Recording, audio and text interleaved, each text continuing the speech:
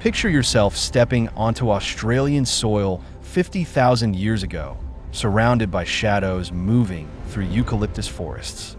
The ground trembles beneath your feet as something massive approaches through the undergrowth, breathing heavily. You freeze, realizing modern Australia's deadly reputation is nothing compared to what once stalked this ancient continent. Today's saltwater crocodiles and venomous snakes seem almost tame compared to the titans that ruled here. Giant lizards longer than pickup trucks, kangaroos tall as basketball hoops with claws like daggers, and marsupial predators with the strongest bite force ever recorded in mammals. This was Australia's true nightmare era. Welcome to the Pleistocene, when Megafauna turned the world's largest island into evolution's most terrifying experiment. The Venomous Colossus. Dawn breaks across the ancient Australian landscape, painting red earth and scattered woodlands in golden light. The air hangs thick with humidity, carrying scents of flowering plants and distant water sources vital for survival. Near a billabong's edge, something stirs in the shadows, patient and utterly still, waiting with predatory focus. This is Megalania, and its name translates to the Great Roamer, a fitting title for Earth's largest terrestrial lizard. Stretching potentially up to 26 feet in length and weighing as much as 2 tons, this monitor lizard dwarfed anything alive today. Its closest living relative, the Komodo dragon, seems almost modest by comparison, a mere shadow of this Pleistocene giant. But size alone doesn't tell Megalania's complete story or explain its dominance across the Australian continent. This reptilian titan possessed an arsenal of adaptations that made it one of the most formidable predators. Powerful limbs supported its massive frame, each foot armed with curved claws capable of gripping and tearing. Its jaws housed rows of serrated teeth designed for slicing through hide, muscle, and bone with terrifying efficiency.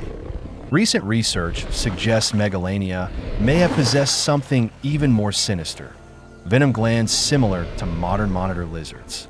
This venom didn't kill quickly like a snake's neurotoxin, but worked as a biological weapon of attrition.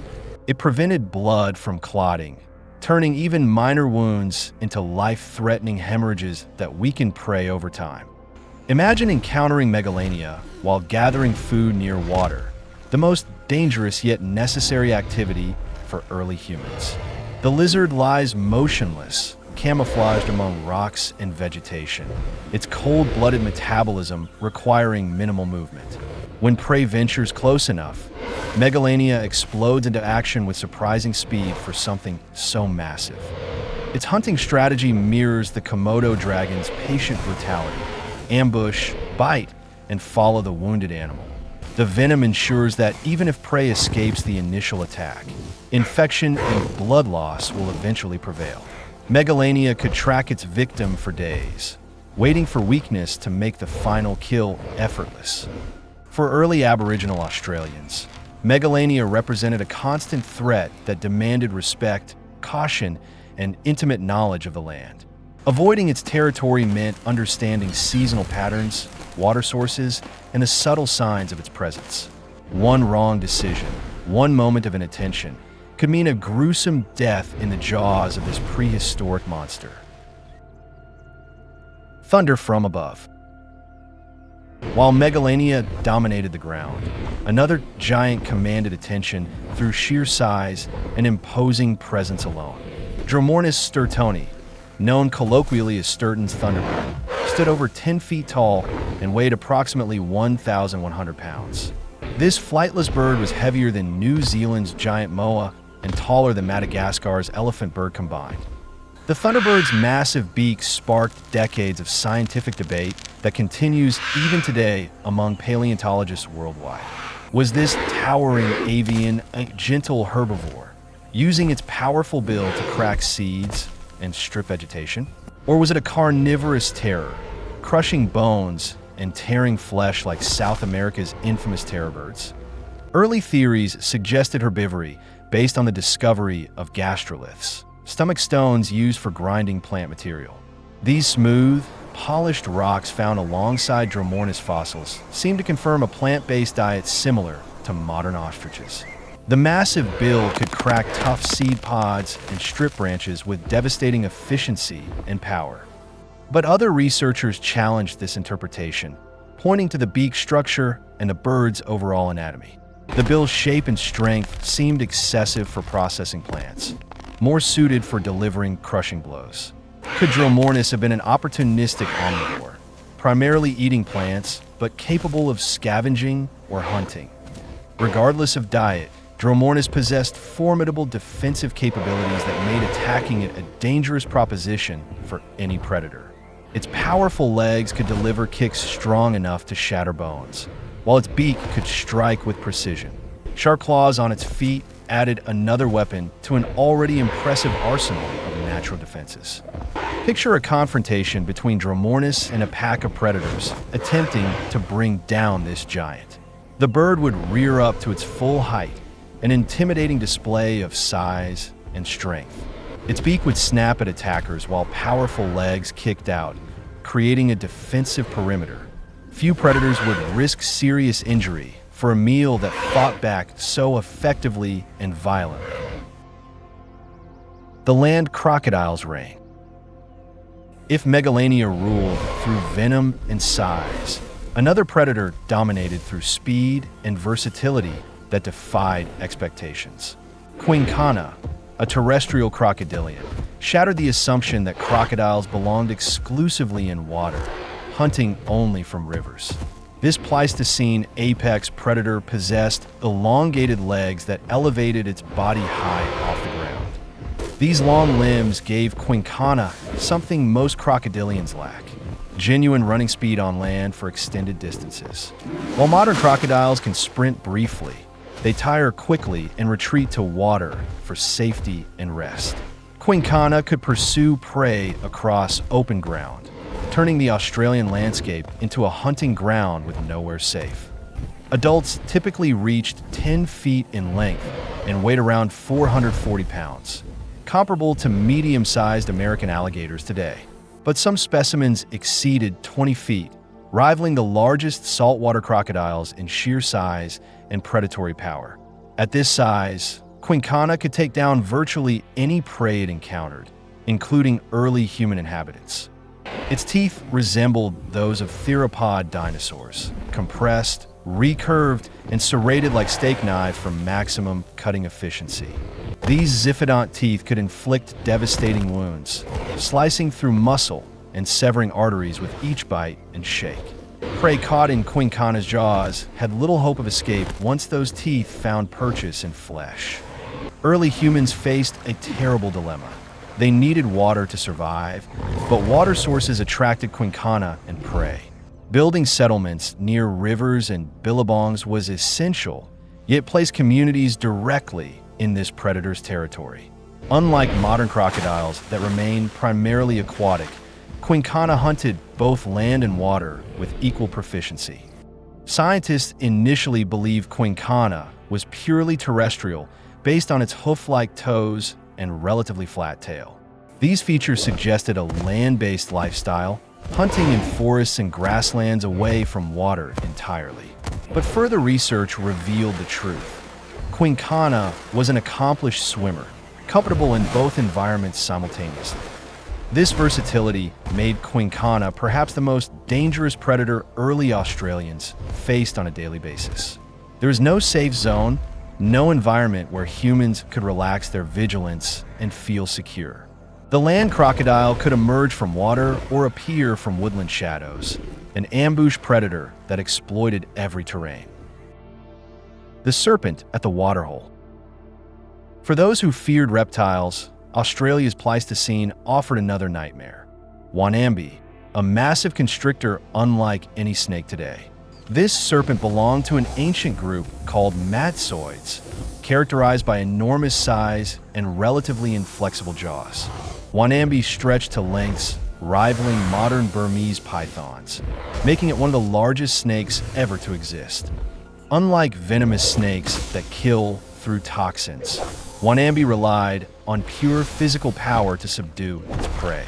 It hunted through ambush positioning itself near waterholes where animals came to drink during Australia's harsh dry seasons. The snake would bask in sunny spots, creating natural heat traps that warmed its cold-blooded body for maximum efficiency.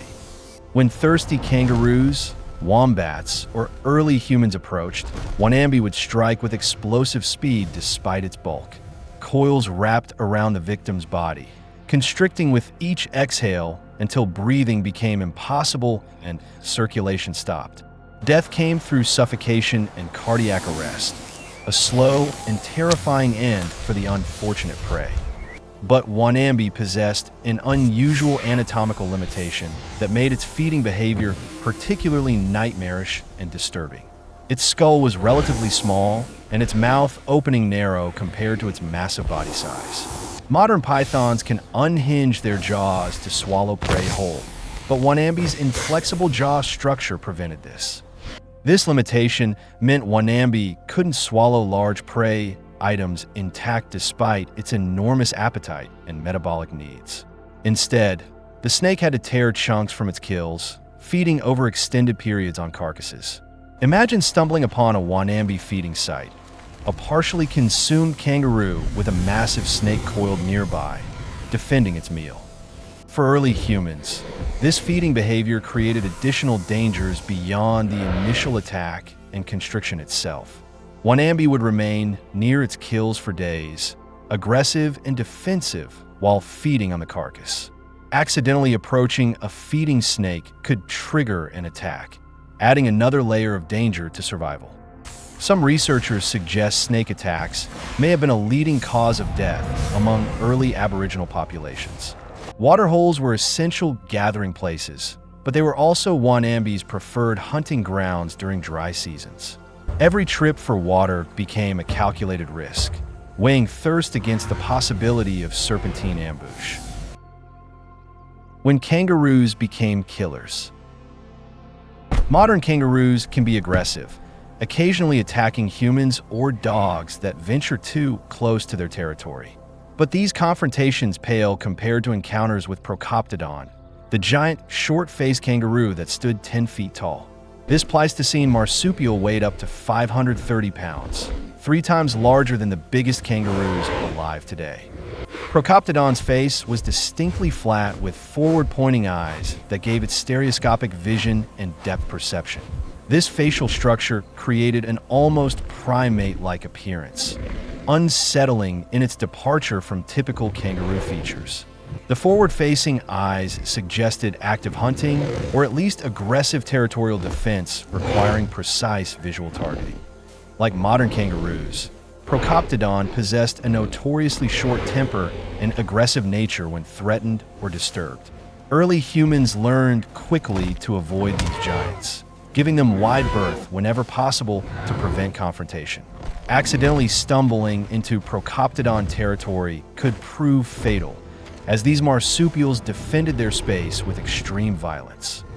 The giant kangaroo's forelimbs were unusually long and mobile, equipped with recurved claws that could disembowel predators. One strike from these claws could separate limbs or open abdominal cavities, inflicting wounds that meant certain death. Combined with powerful legs capable of delivering devastating kicks, Procoptodon was a walking arsenal of natural weapons. Though primarily herbivorous, some fossilized Procoptodon remains show traces of fang-like teeth that challenge our understanding completely. Were these adaptations for processing tough vegetation, or did some individuals supplement their diet with meat?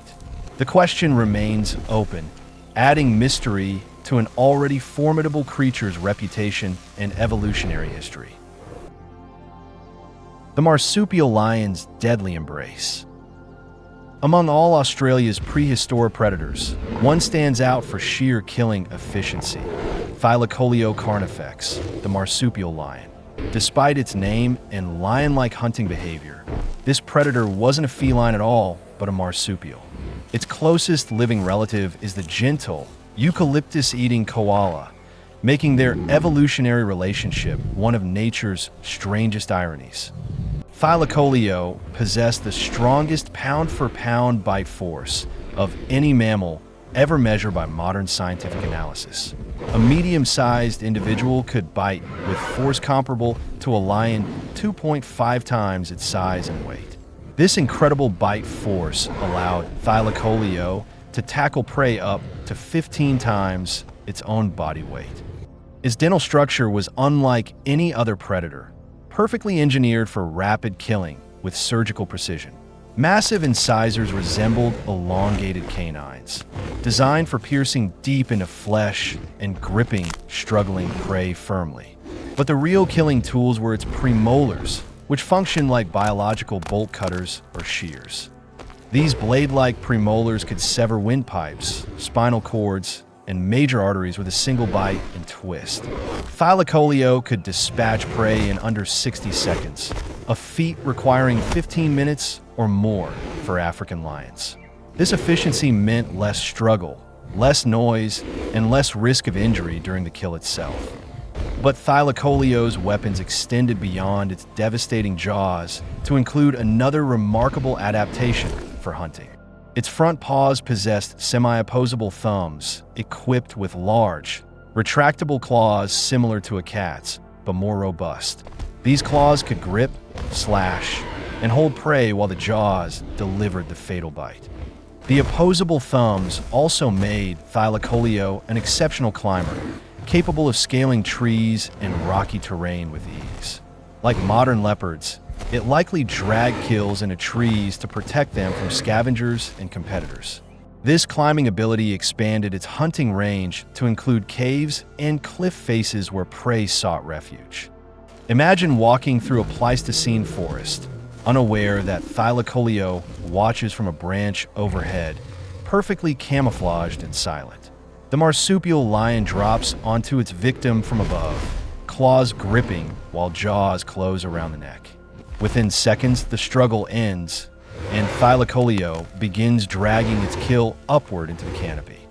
For early humans, Thylacoleo represented perhaps the most efficient killing machine they would ever face in Australia. There was no prolonged chase, no opportunity for escape once the attack began, no mercy shown. The marsupial lion killed with a precision and speed that left no room for error or survival. Prehistoric Australia was a proving ground where only the adaptable survived among giants and super predators. Yet humans not only endured but thrived, eventually outlasting every megafauna species through intelligence and cooperation. The monsters are gone now, vanished into extinction's embrace, but their legacy remains in fossils and stories. They remind us that survival isn't about size or strength. It's about adaptation, resilience, and the will to persist against impossible odds.